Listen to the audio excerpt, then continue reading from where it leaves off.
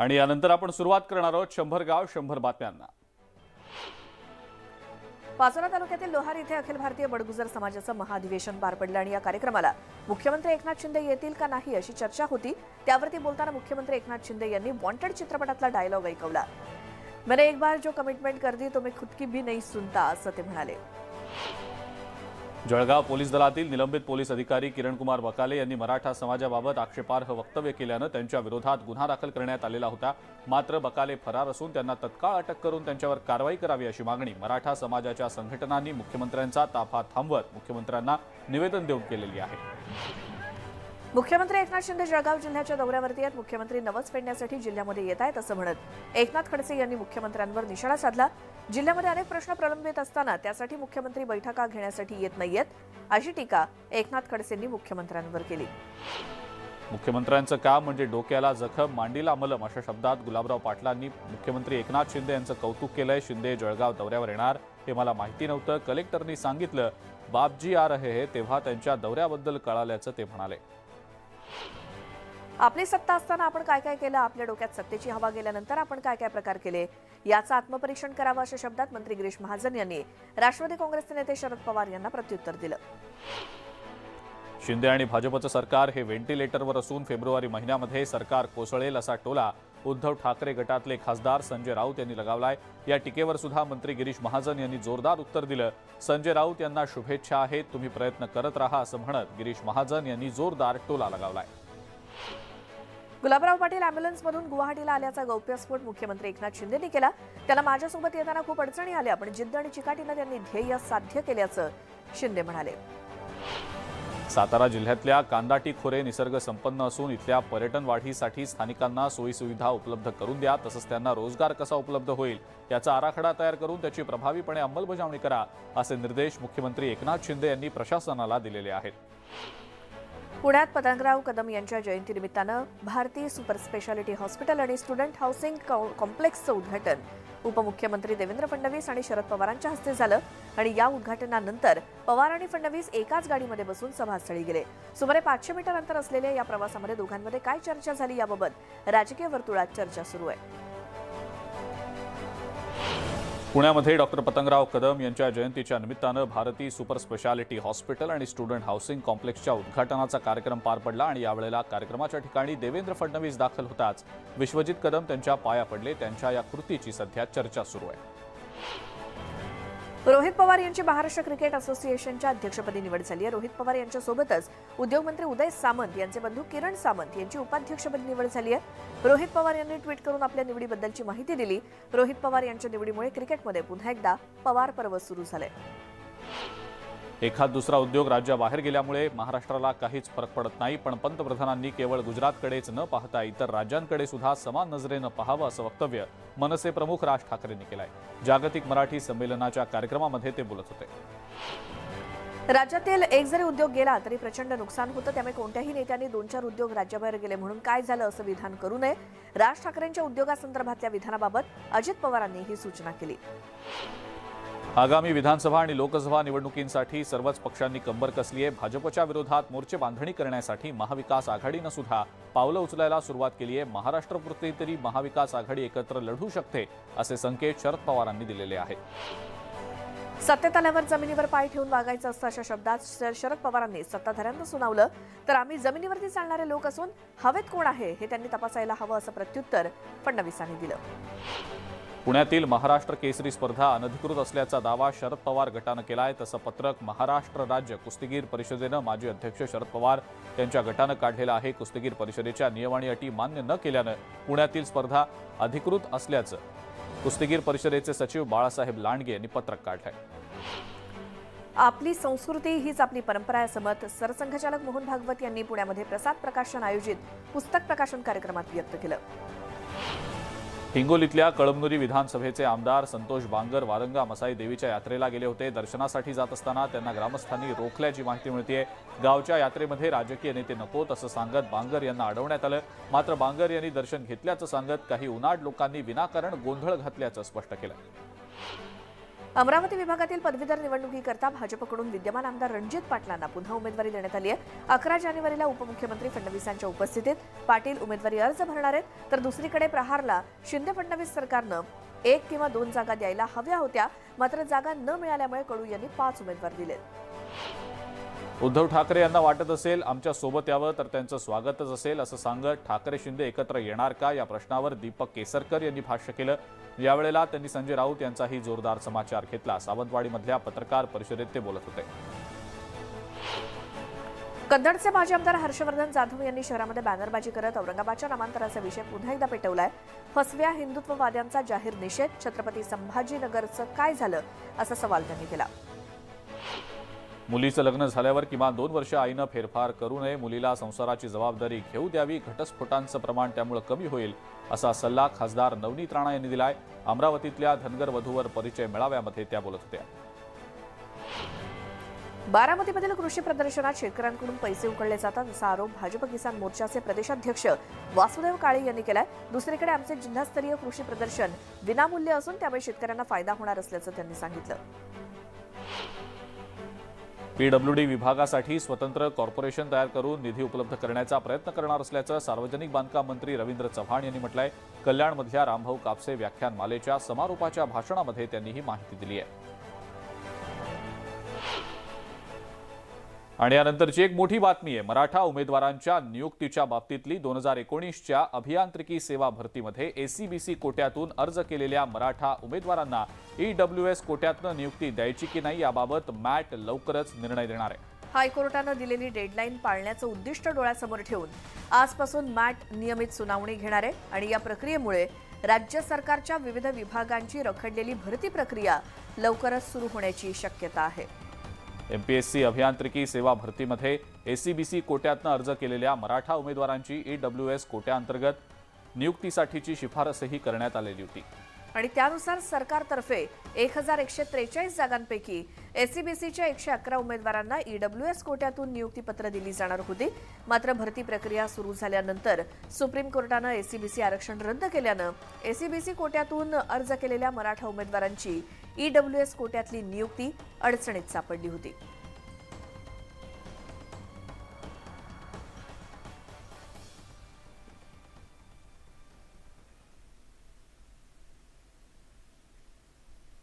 आणि यानंतर पुन्हा पाहूयात 100 गावं 100 बातम्या।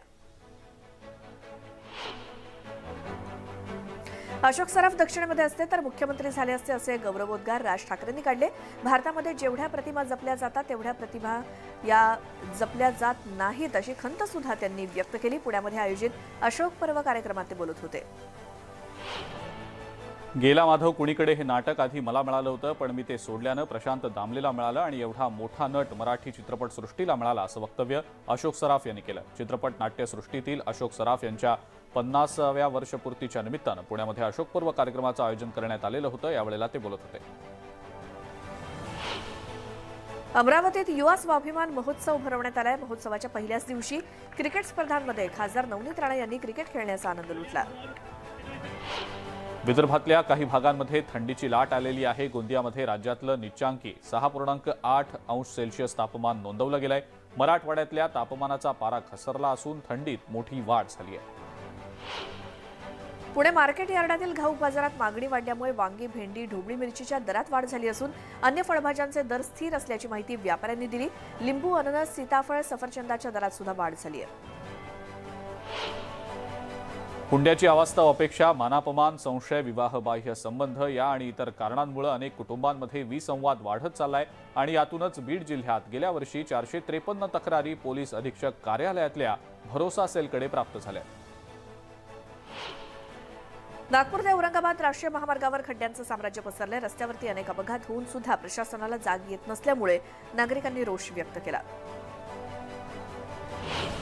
येवल्यामध्ये दुचाकीवरनं जाताना वडील आणि 2 लहान मुली नायलॉनच्या मांजामुळे जखमी झाल्याचा प्रकार घडला। यात एकीच्या गळ्यावर तर दुसऱ्या चिमुकलीच्या गालावर आणि हाताच्या बोटावर जखम झाली आहे। त्यांच्यावर सध्या उपचार सुरू आहे। दुचाकीवरून जाताना नायलॉन मांजामध्ये अडकून तरुणाच्या गळ्याला गंभीर दुखापत झाली। रितेश मुथा असं या तरुणाचं नाव असून त्याला खासगी रुग्णालयात दाखल केलंय। येवल्यातून जाणाऱ्या नाशिक औरंगाबाद मार्गावरती ही घटना घडली। धोकादायक नायलॉन मांजाच्या विरोधात पोलिसांनी धडक कारवाई सुरू केलेली असताना सुद्धा औरंगाबादमध्ये सर्रासपणे हा मांजा मिळत असल्याचं दिसून आलेलं आहे।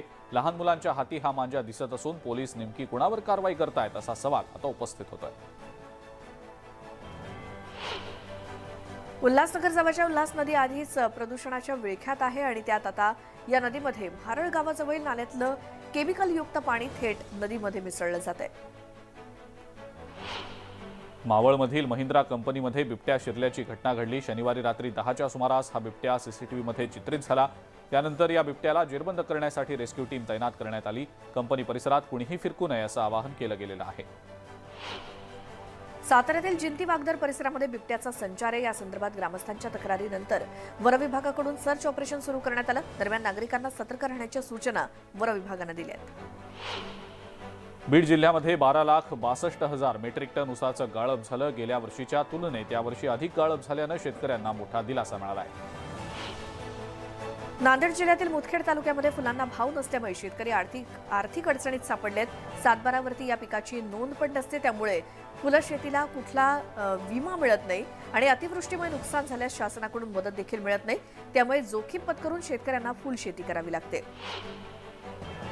सततच्या भांडणामुळे लिव्ह इन रिलेशनशिपमध्ये राहणाऱ्या प्रियकरानं मित्राच्या मदतीनं प्रेयसीची हत्या केल्याचा प्रकार घडलाय। पोलिसांना कल्याणमधल्या कसाराच्या जंगलामध्ये तरुणीचा मृतदेह आढळलेला आहे। या प्रकरणी पोलिसांनी प्रियकर आणि त्याच्या मित्राला अटक केली आहे। मुंबईतल्या माहीमच्या चर्चमध्ये तोडफोड करणाऱ्या व्यक्तीला मुंबई पोलिसांनी 24 तासांच्या आत अटक केली। त्यानं तोडफोड का केली याबाबत तपास सुरू आहे। त्यासोबत आरोपी माथे फिरू आहे का याबाबत देखील तपास सुरू आहे।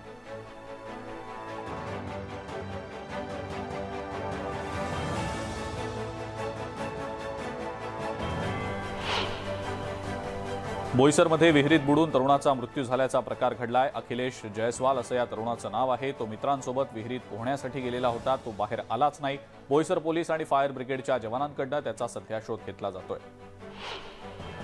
औरंगाबादमधील कोल्हाट येथील 16 वर्षीय विद्यार्थिनीवरती साजापूर इथल्या हॉटेलमध्ये नेऊन बळजबरीनं बलात्कार केल्यानं पालक वर्गात मोठी खळबळ माजली आहे। या प्रकरणी पीडित विद्यार्थिनीच्या फिर्यादीवरून आरोपीविरुद्ध पोलीस ठाण्यात बलात्काराचा गुन्हा दाखल झालाय। अकोल्याच्या पातूर तालुक्यातल्या आलेगाव वनपरिक्षेत्रातील भौरद इथल्या जंगलात झालेल्या अवैध वृक्षतोड संदर्भात वनविभाग चौकशी करत असताना मिळालेल्या गुप्त माहितीवरून फर्निचर दुकानाची तपासणी करून आरोपींना अटक करण्यात आलेली आहे। आरोपी विरोधात भारतीय वन अधिनियम कलमानुसार गुन्हा दाखल करण्यात आलेला आहे। मावळातील तळेगाव दाभाड इथे अज्ञात चोरट्याने इमारतीच्या पार्किंगमधील दुचाकी लंपास केली। चोरीचा हा सगळा प्रकार सीसीटीव्हीत कैद झालाय। गोंदियामध्ये बाईकनं भर रस्त्यात अचानक पेट घेतल्याची घटना घडलेली आहे। या आगीत बाईक संपूर्णपणे जळून खाक झाली आहे। बदलापुरात भरधाव रिक्षानं रस्त्याशेजारी असलेल्या एका वडापावच्या स्टॉलला धडक दिली आणि अपघातात वडापाव बनवणाऱ्या महिलेच्या अंगावरती उकळतं तेल पडल्यानं ती भाजली। पुण्याहून साताऱ्याच्या दिशेने जाणाऱ्या ट्रकचं नियंत्रण सुटल्यामुळे भीषण अपघात झालाय। 2 ट्रक एकमेकांना धडकल्यामुळे एका ट्रकची डिझेल टाकी फुटली, त्यामुळे दोन्ही ट्रकना भीषण आग लागली। सुदैवानं यामध्ये कोणतीही जीवितहानी झालेली नाही। बीडच्या परळी शहरामध्ये मॉर्निंग वॉक करणाऱ्या व्यक्तीचा कारच्या धडकेमध्ये मृत्यू झाला। या प्रकरणी कार चालकाविरोधात गुन्हा दाखल झालाय। मावळमधील काच कारखान्यात अतिविषारी घोणस साप आढळला होता। त्याला सर्पमित्रांनी पकडून सुरक्षितपणे जंगलात सोडून दिलं। अजगरासारख्या दिसणाऱ्या या घोणस सापाला हाताळताना विशेष काळजी घेण्याचं आवाहन वन विभागानं केलेलं आहे। गडचिरोली जिल्ह्यात पोलीस भरतीसाठी मोठा प्रतिसाद मिळतोय। पोलीस भरतीच्या 383 जागांसाठी अतिदुर्गम भागातून 25,000 तरुण तरुणींनी हजेरी लावली होती। आणि यानंतर एक मोठी बातमी आपल्यापर्यंत येते। सेनेगलमधनं 2 बसेसची समोरासमोर धडक झाल्यामुळे तब्बल 40 जणांचा मृत्यू झाल्याची धक्कादायक घटना घडलेली आहे। या अपघातामध्ये 78हून अधिक प्रवासी जखमी झाले। त्यांच्यावर रुग्णालयात उपचार सुरू आहेत। या घटनेनंतर सेनेगलमध्ये 3 दिवसांचा राष्ट्रीय दुखवटा जाहीर करण्यात आलाय। सेनेगलमधल्या कॅफ्रीन भागातल्या ग्निवी या गावात राष्ट्रीय मार्ग क्रमांक 1 वर बसचं टायर पंक्चर झाल्यामुळे चालकाचा बसवरचा ताबा सुटला आणि ती बस समोरून येणाऱ्या दुसऱ्या एका बसवर जाऊन आदळली, धडकली आणि या भीषण अशा अपघातामध्ये आतापर्यंत 40 जणांचा मृत्यू झाला।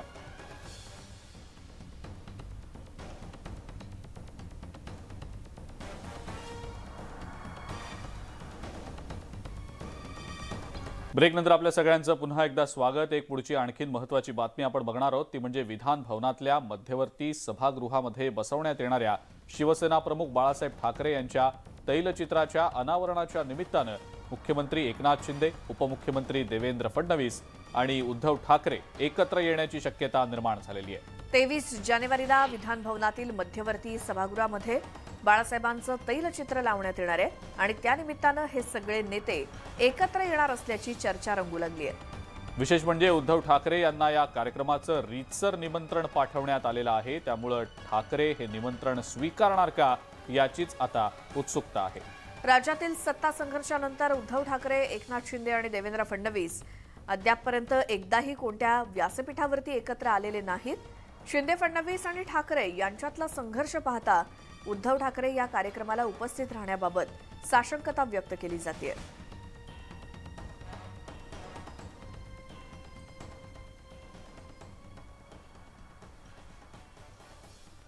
आणि यानंतर आपण पुन्हा एकदा सुरुवात करूया 100 गाव 100 बातम्यांना। बुलढाण्यातल्या वानखेडमधील जगदंबा मातेच्या 3 दिवसीय यात्रेचा समारोप झाला आणि 6 जानेवारीपासून या यात्रेला सुरुवात झाली होती। खासदार प्रतापराव जाधवांनी देवीचं दर्शन घेतलं। अहमदनगरच्या पारनेर तालुक्यातल्या कोरठण खंडोबा इथल्या खंडोबाच्या यात्रेला 6 लाख भाविकांनी हजेरी लावली। या यात्रेदरम्यान 140 ते 150 फूट उंच मानाच्या काठ्या देवाच्या गाभाऱ्याला टेकवल्या जातात। गडचिरोलीत सुरजागड यात्रा पार पडली आणि सुरजागड यात्रेच्या 3ऱ्या दिवशीही ठाकूर देवाच्या दर्शनासाठी परिसरातील आदिवासी भाविकांनी गर्दी केली होती। महाड तालुक्यातल्या दासगावमध्ये पारंपरिक होळी स्पर्धांचं आयोजन करण्यात आलेलं होतं। आताच्या या काळामध्ये पारंपरिक व्यवसायापासून लांब गेलेला समाज बांधवांना पुन्हा पारंपरिक व्यवसायाची आठवण करून देण्यासाठी दासगावमधल्या भोई समाज बांधवांनी या होळी स्पर्धांचं आयोजन केलं होतं। कार्ला गावामध्ये ग्रामदैवत भैरवनाथाचा उत्सव पारंपरिक पद्धतीने साजरा करून जंगी कुस्त्यांचा आखाडा घेण्यात आला। मावळ, मुळशी, पुणे, कोल्हापूर, नाशिक इथल्या मल्लांनी यात सहभाग घेतला।